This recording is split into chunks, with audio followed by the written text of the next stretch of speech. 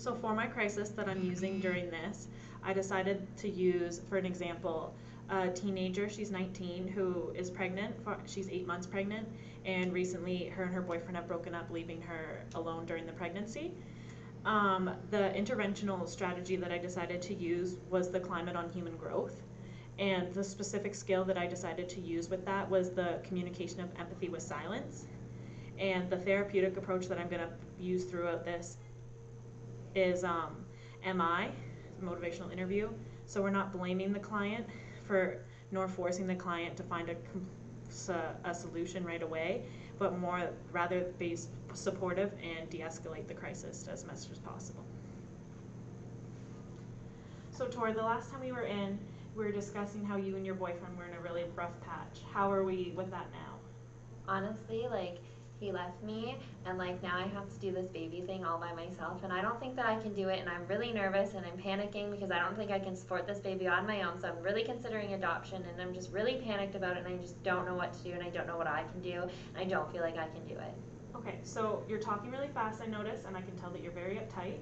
So maybe if we just take a minute of silence and you can gather your thoughts and maybe think about what you want to talk about first, or what is your most potent topic you want to discuss first. Is that okay with you? Yeah. Okay.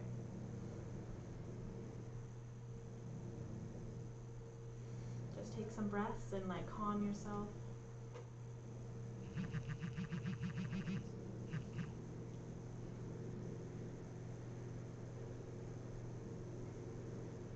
You let me know when you're ready to continue. So I think I really just want to talk about like what my options are if I were to support this baby on my own, or if I were to go with adoption. Okay, so taking that silence helps you kind of decide where we want to go first. Yeah. Okay.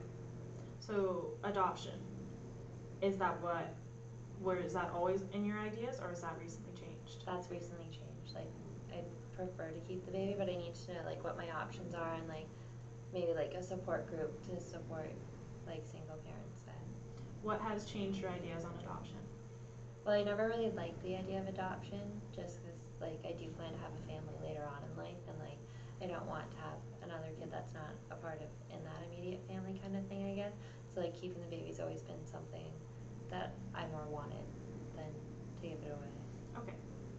So looking into adoption, would you rather go in open or closed? Probably open so I can keep in contact and be updated. Okay. Have you looked into any adoption facilities or anything that's available to you? No, I've No. just kind of been scrambled. Mm-hmm. Do you have any support systems that might be able to help you with this? My mom. Your mom? Yeah. Is she willing to help out with you, or what was her opinions with the adoption? I think she's willing to support me, but there's not much she can do as to like a place to stay or anything like that. Okay. So, for my video, the usage of silence came in important when you could tell that Tori was getting very agitated. You could tell that she was speaking really fast. She was using her hands. She was starting to shake. So sometimes it's best to use that silence for both of us, as I said, to both kind of stop and gather our thoughts, because Tori had so many different thoughts and ideas going in her head that it was hard for myself too to decide like where she was more comfortable starting.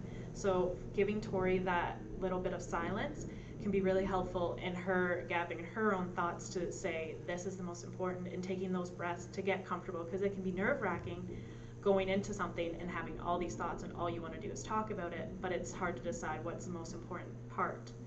And so giving that piece of silence kind of gives us both that time to think about, gives me time to think about questions, or be able to pick up on her body language and see how comfortable she is, and it gives Tori that time to kind of be like, okay, this is what I want to talk about, and give her kind of that control to be like, I want to talk about this, I'm ready to talk about that now. So I used that by observing her body language, telling that she was speaking really fast, getting really worked up, and if I didn't give her that silence, it might have made it even harder for us to kind of dictate where she wanted to go, because after the silence we decided that she wanted to talk about adoption, and maybe that wouldn't have been her first thought if we didn't take that silence, but taking even those 30 seconds to just be like, this is what I want to talk about, it made things a little easier for her and for the conversation to go. So in conclusion, I hope with this video that it will help show that silence isn't necessarily a bad thing. We all think starting out that silence is a bad thing and that like we always have to be talking and filling up those gaps. But really, it can be useful in crisis theory because instead of feeling as though you have to constantly be filling that silence, that it's okay to take that time because it can be helpful for both the client and the worker to gain that consciousness of oneself and kind of gather their thoughts.